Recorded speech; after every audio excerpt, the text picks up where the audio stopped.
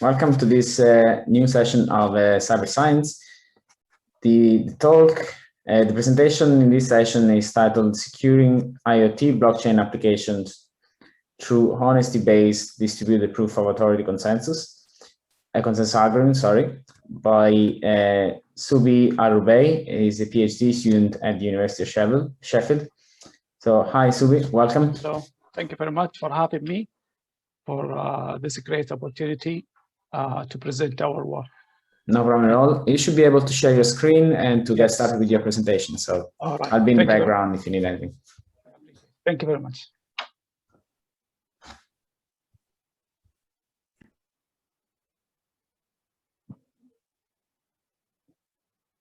All done? Yeah. Yeah, okay, thank you. Hello, everybody. And thank you for coming to our presentation to present our work. Securing IoT blockchain application through honesty-based distributed proof of authority consensus algorithm. The outline for our presentation is first introduction, the proposed architecture, followed by the scalable work concept and honesty level. Then we'll talk about the deployment and the testing and how the block generation process work. Finally, is the result security analysis. And we will conclude with the conclusion and our planned future work. First of all, integrating blockchain into Internet Things system can offer many advantages to user organizations. It provides the IoT system with the capability of distributing computation over many devices, and also can help in improving the overall security of the IoT system by enhancing the data integrity, ensuring accountability, and along with the smart contract, we could have a way to implement a better access control. And this integration, the consensus mechanism is in the heart of that integration. And that's why our aim, one of our aims in this project and this research is to create and develop a consensus mechanism that is can be implemented with an IoT system in a distributed and a decentralized approach, also in a public way. So one of the consensus mechanisms that's well known is proof of authority, which is implemented by Ethereum CNIC. It is a lightweight consensus mechanism that offers two key advantages. One, it does not require much energy to mine a block. Second, it has lower latency. It's only required one block confirmation compared to other consensus mechanisms. And the reason for that is because PO depends on a number of trusted nodes called authorities that are expected to be honest, or at least 51% of them. These nodes run the mining process, mine a block, validate them, propagate them in the network, control the consensus process from start to end. The only drawback of this consensus mechanism, it is more centralized and it's intended for private blockchain. On the other hand, we have a proof of work, which is one of the most secure network consensus. And we all know Bitcoin with a market cap of more than $500 billion does depend on proof of work, which is provide a great security benefits. However, within IoT, there is problem with long confirmation. You need 6 blocks to confirm a transaction. There is concern about the consumption of power and energy. So we came to the idea of the honesty-based distributed proof of authority that was designed for deployment within public IoT blockchain platform based on both POO and proof of work. Take advantages of both of them. We try to eliminate the disadvantages arise from both of those consensus. It is public, any node can join the network. And this is done by introducing two new concepts. One, the honesty level, and the second concept is the scalable work. Later, we will present that to you and explain both. So when you look at the IoT devices, there is lots of different IoT devices that can be connected to the IoT network. And these devices have different computation capabilities, storage capabilities. So we decided to divide the IoT devices to three different classes based on their power, computation power and the storage available to us. The first one is the full node. These low-cost IoT devices that have enough computation power and enough storage to be able to run a consensus mechanism and have a full copy of latest chain stored in their local storage. The second one is a hybrid nodes. It's also low cost and low power devices. They don't need to store the full copy of the blockchain, but they can store the headers of blockchain. They can be part of the mining process or the block generation process by carrying a small amount of work. The third class, which is the participant nodes, these are like the sensor nodes, like temperature sensor or biological sensors. They are the data feeder to the network. They can be submitted transaction through the full node or the hybrid nodes if they are attached to it. And in terms of their this device, in terms of their role in our HTBO, this consensus mechanism HTBO work in the concept of taking advantages of the collective IoT devices hash power to share the work of mining a block between the devices. So we know that some IoT system, they could have 100,000 of small IoT devices. Their collective power, instead of relying on one device to mine the block, we could take advantage of the collective power and divided the mining task to small tasks. We share it to those IoT small devices, and each one will carry this small task and provide us with the answer if they find a solution to a hash, for example. So as mentioned before, we divided the nodes to two different nodes. First time, when the node join our network, they will all join as a worker nodes. Worker nodes, they will participate in the mining process. They will carry work in the network. They will submit transaction, but they will not have a say in validating the data or validating the block or the transaction. But they will have a chance to build up their honesty level to reach a certain level. Then they can be promoted to authority nodes class. The authority nodes, any node in that class, they can manage the mining process. They can prepare the task for the worker nodes. They can validate the worker nodes' work. They can validate any new block. So AN nodes, basically, they are the heart of our consensus mechanism. So as I mentioned, we introduced two concepts, scalable work. Scalable work is the scalable work concept. Nodes have to perform work in the network to increase their honesty level.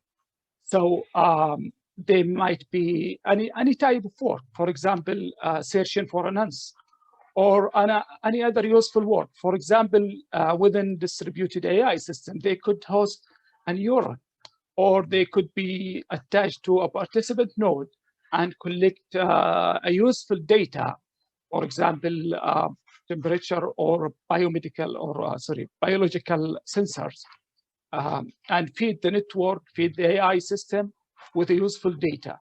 Any work that's useful to the system allow the nodes to increase its honesty levels. And with time, it will be capable to be promoted to the authority nodes class. So with the concept of scalable work, we managed, it allows us to facilitate the permissionless blockchain by integrating the mining process on proof of work. So it allows us to take advantage of the security provided by proof of work by integrating a small amount of proof of work within our consensus mechanism to be able to make it a public blockchain platform. It also can enhance the security of our consensus mechanism, scalable work. Authority nodes, if they find a misbehaving worker node that's new to the network, that's been behaving badly in the network, they could assign a useless one, an mean thing that's the worker node has to carry. That could impact the battery of that node until it's die or cause excessive use of its power source. So we can eliminate that node from the network. We also introduced the concept of honesty level. So any nodes will join the worker node first time. It will have an honesty level. The first time, the honesty level will be 0. The node will start working, performing work, either searching for a hash or feeding the network with data, and its honesty level will increase over time until it's reached the network target's honesty threshold.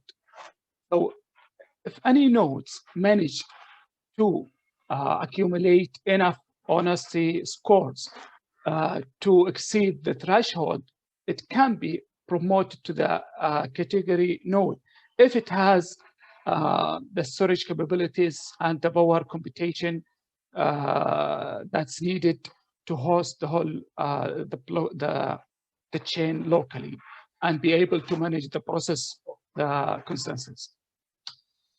So in HTTP, or the block generation process, before generating any block, there is one authority node is elected as primary, another authority node is elected as a secondary miners. The elected primary miner will collect the transaction from transaction pool, validate them, add them to a new block, and if it's need to adjust the difficulty, it will adjust the difficulty based on the mining time, the available number of worker nodes on the network. Then it will create a small mining task for the available worker nodes that's available on the network. Then it will propagate this work to each one of the worker nodes. The worker nodes will accept it or reject it. If it's accepted the work, it will perform the task until one of them hopefully will find the nonce. If one of them finds the nonce, it will send it to the AN, the primary one, and all other AN on the network at the same time. When the primary AN receives that nonce, it will execute one hash.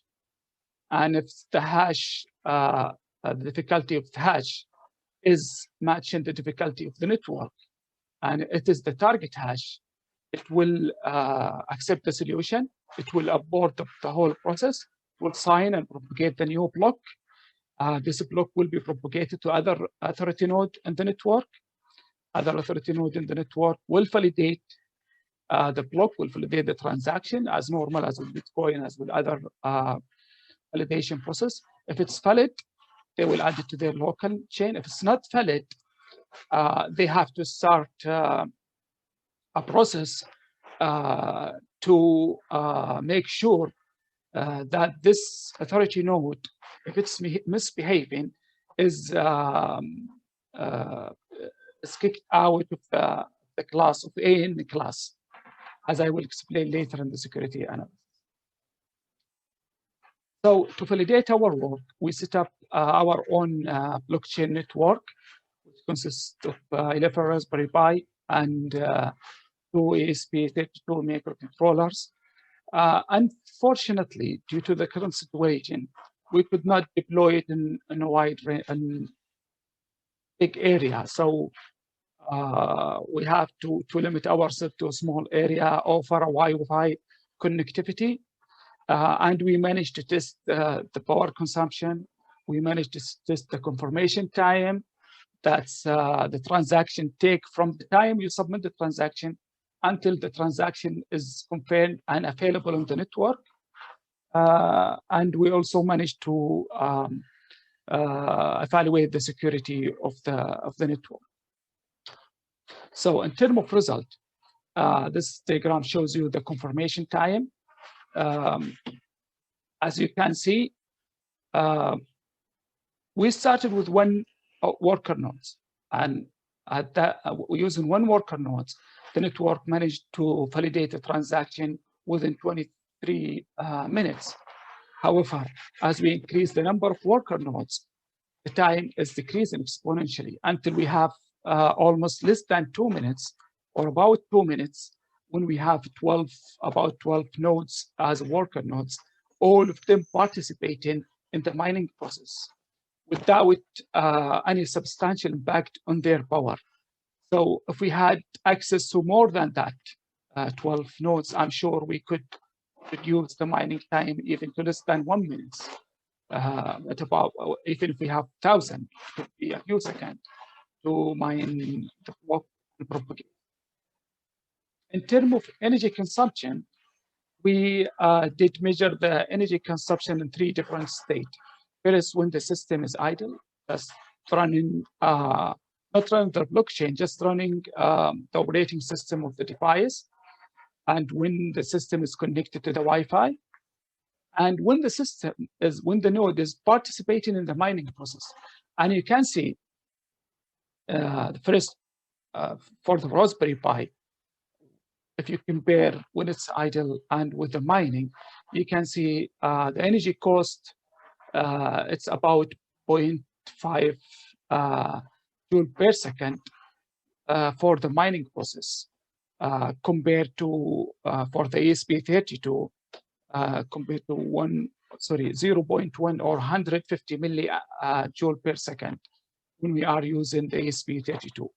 So if you have a network with 1,000, where every time a small set of these devices participate in the mining process, these devices could spend a day without using their energy source to participate in the mining process.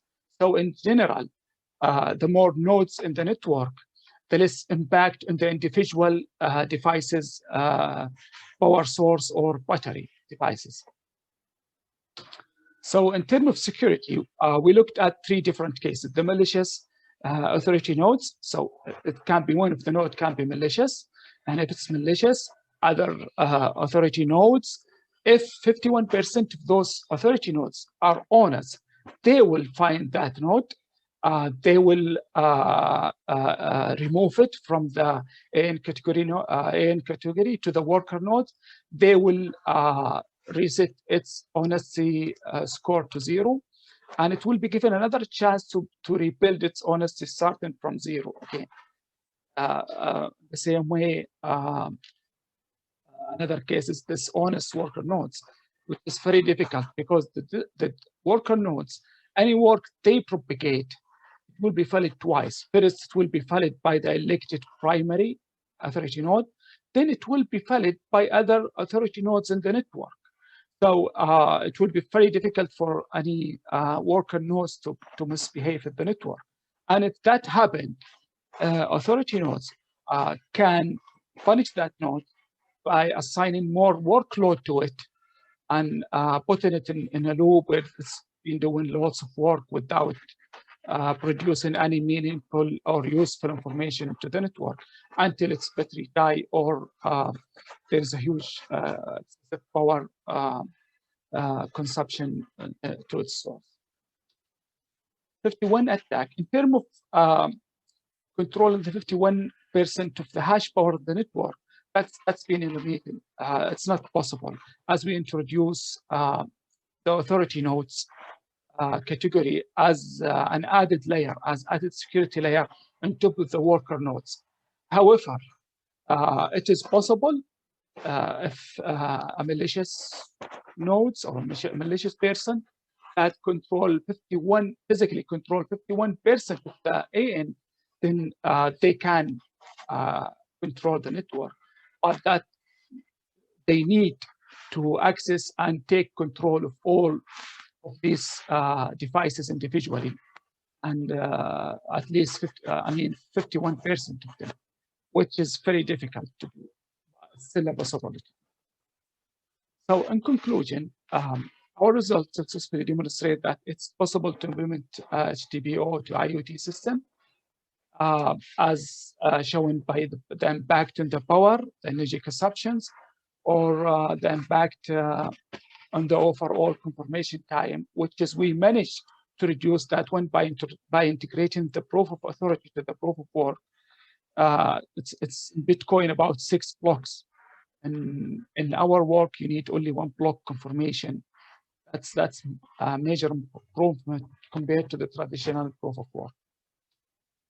For future work, the scalable work concept opened a new opportunity for us to integrate AI system, distributed AI, into our blockchain and IoT. The idea is to take advantage of the hardware and software provided by the IoT system, and take advantage of the blockchain and the security it provides to carry the data from one layer to another. But the idea is to have one of those devices can host 1 neuron. So if you have you can distribute different neurons, many neurons on those different devices. And if they produce their output, they can propagate it to blockchain from one layer, from the input to the hidden to the output, until taking the output and confirm it as a final outcome in the network. As I mentioned before, it was very difficult to deploy it in a large geographical area and run a long-term field trial. And this is one of our future work. We're also planning to use different use cases. One of those use cases, for example, is using the sewage water to predict or forecast viral infection using the AI system, blockchain, and IoT sensor like biological sensor. And we also planning to test the system over different connectivity, such as the LoRa connectivity. And hopefully, in terms of the distributed AI, this is not a future work. We are in this work now, and we have 1 paper accepted and in the early access in IEEE IoT journal. If you want to look at that, I can share you the link to that paper. Thank you very much for listening. I'm ready to take any questions. All right, thank you very much, Subhi. There is a question there in the Q&A.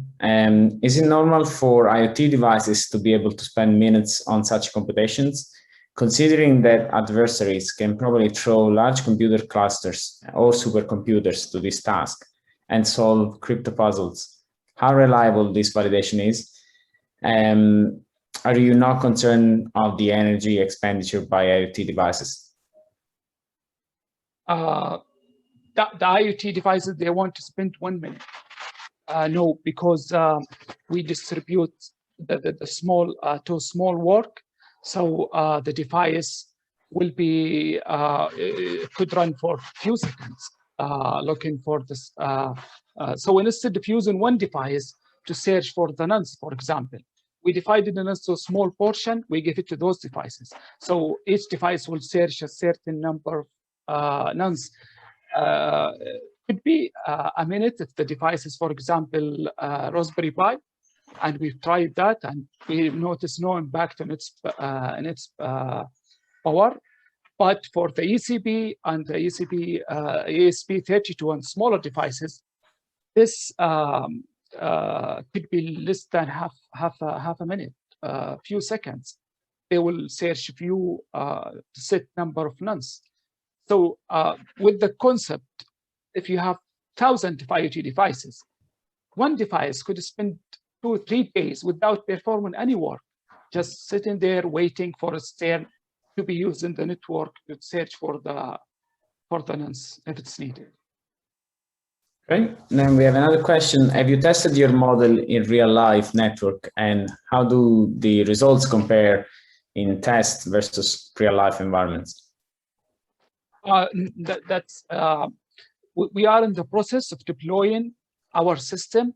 As I mentioned before, one of the use cases we are working in is viral infection in sewage water as a complete system. So from the sensor, collecting data, AI processing, blockchain, validating, and the final outcome is the network. We are planning to do that.